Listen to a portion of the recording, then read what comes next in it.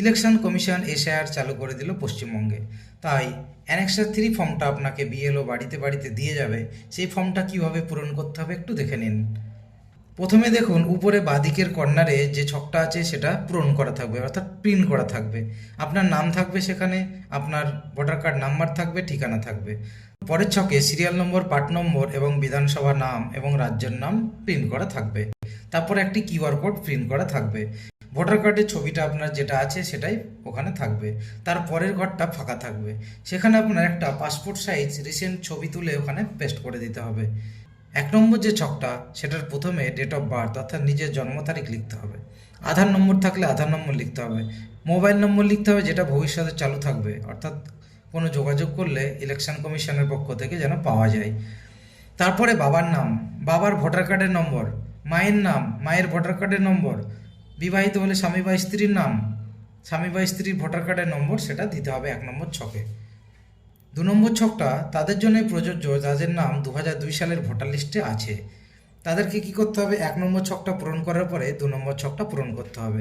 সেখানে কি লাগবে, নিজের নাম লিখতে হবে, তারপরে নিজের ভোটার কার্ড নম্বর লিখতে হবে, বাবার নাম লিখতে হবে, সম্পর্ক লিখতে হবে, জেলার নাম, রাজ্যের নাম, বিধানসভার নাম, বিধানসভার নম্বর, পার্ট নম্বর, সিরিয়াল নম্বর। এগুলো সব হবে কিন্তু 2002 সালের ভোটার লিস্ট অনুযায়ী।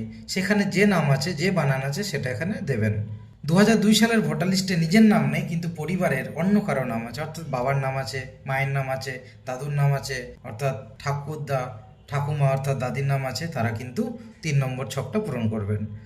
কি লিখতে হবে, প্রথমে বাবার নাম, তারপরে বাবার ভোটার কার্ড নম্বর, তারপরে বাবার বাবা অর্থাৎ দাদুর নাম লিখতে হবে, তারপরে সম্পর্ক কি সেটা লিখতে হবে, জেলার নাম, রাজ্যের নাম, বিধানসভার নাম, বিধানসভার নম্বর, পার্ট নম্বর, সিরিয়াল নম্বর।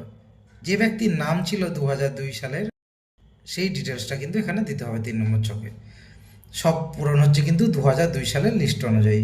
ডান দিকে নিচে দেখুন নিজের সই করতে হবে, অর্থাৎ বাম হাতের বুড়ো আঙুলে ছাপ দিতে হবে তারিখ সহ।